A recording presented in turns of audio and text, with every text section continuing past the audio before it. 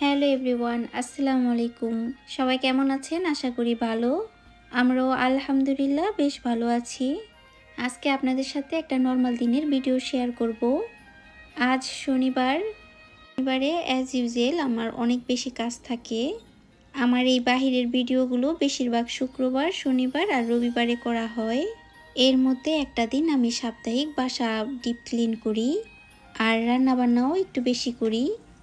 বিদেশে তো সানডে তো ফান্ডে। আজকে বিরিয়ানি রান্না করব। ওই যে দেশ থেকে আসছিল যে প্যাকেট মশলাগুলো, ওটা থেকে একটা দিয়ে। আমরা বাসার খাবারই সবসময় প্রেফার করি, বাহিরে তেমন খাওয়া হয় না। আর বাহিরে তেমন খাবারের ভালো প্লেসও নাই। আগে তেমন বাঙালি রেস্টুরেন্ট বা শপ এগুলা ছিল না। এখন তো দেখি টোকিওর সাইডে অনেক কিছু হয়েছে। বিকালের নাস্তা থেকে শুরু করে মিষ্টি জাতীয় খাবার সবই পাওয়া যায়। আমাদের এদিকে টোকিও থেকে বাঙালি কম। হালাল ফুডগুলো আছে, কিন্তু এমনিতে রেস্টুরেন্ট কমই আমাদের এই সেক্টরটাতে। এই বিরিয়ানির মশলাটা কিন্তু খুবই ভালো ছিল। এই বিরিয়ানিটা আমার বাচ্চারা খুব বেশি পছন্দ করছে।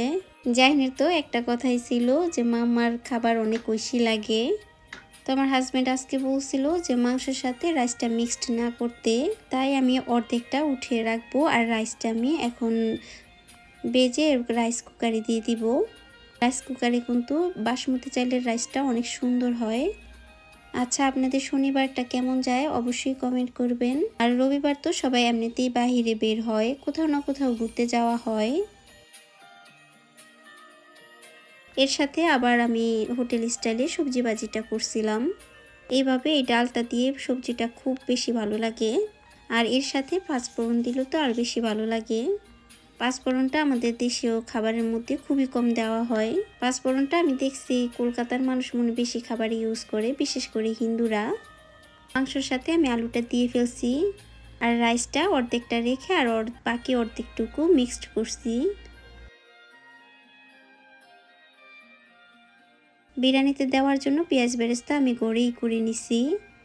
বড় বড় পেঁয়াজ দিয়ে পেঁয়াজ বেরেস্তা করলে অতটা ক্রিস্পি হয় না, ভাজার পরে নরম হয়ে যায়। আমি এর সাথে কিনা পেঁয়াজ বেরেস্তাটা মিক্সড করি সব সময়। সাথে গাজর, মটরশুঁটি এগুলো তো থাকবেই। সালাদটা আমি দেশীয় স্টাইলে করব। এই ক্ষীরাগুলো সব সময় পাওয়া যায় না, মাঝে মধ্যে পাওয়া যায়। আর শীতের দিনে পাওয়া যায় না, আমি বেশিরভাগ গরমের দিকেই পাইছি। তো এদিকে আমি আবার চিকেনটা একটু ভুনা করে নিছি। রোস্ট বললে ভুল হবে, আমি অনেক দিন ধরে আস্ত কোনো মুরগি আনি না। এরকম চিকেন লেগ পিসগুলো দিয়েই তরকারি রান্না করি।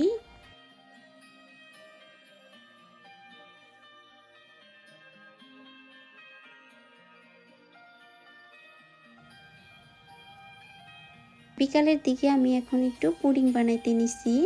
এই পুডিংটাতে একটু কর্নফ্লাওয়ার দিলে এটা কিন্তু খুবই ভালো হয়, ভেঙে যাওয়ার কোনো সম্ভাবনা থাকে না। অনেকের দেখি পুডিং অনেক ডার্ক কালার হয়, আমার কাছে ওই পুডিংয়ের কালারটা তেমন ভালো লাগে না। মনে হয় ক্যারামেলটা একটু পুড়ে গেলে এরকম কালার হয়ে যায়। আর এই কালারটা আমার কাছে বেশ ভালো লাগে, একটু চকচক করে।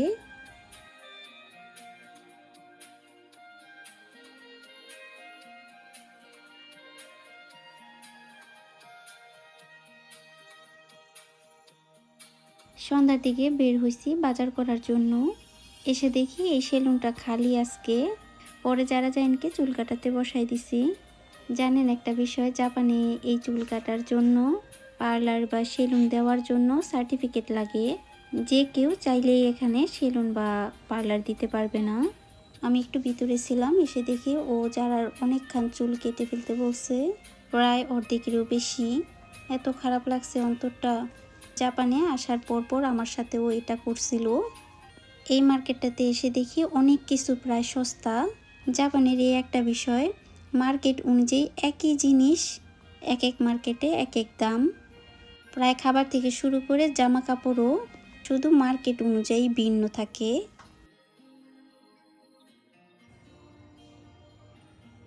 বললাম না এই ক্ষীরাগুলো সবসময় পাওয়া যায় না। এখানে শুধু দুইটাই ছিল, আর এই জুকিনিটা বেশ বড় ছিল। এক প্যাকেট ধনেপাতা পাইছি, এখানে অনেকগুলো ছিল। পরে এগুলো সবই নিয়ে নিছি। আমার মার্কেট করতে খুব বেশি ভালো লাগে। আর জিনিসপত্রের দাম দেখে রাখলে না এক এক সময় এক এক জায়গা থেকে ওই জিনিসটা নেওয়া যায়। মাঝখানে জাপানের চালের দাম অনেক বেশি বাড়ছিল, তো এখন সব জায়গা দিয়ে কমে নাই। কিছু কিছু জায়গায় এখনও সেই চড়া দামই আছে। এই মার্কেটে এসে দেখি 10 কেজি চালের দাম 1 মান।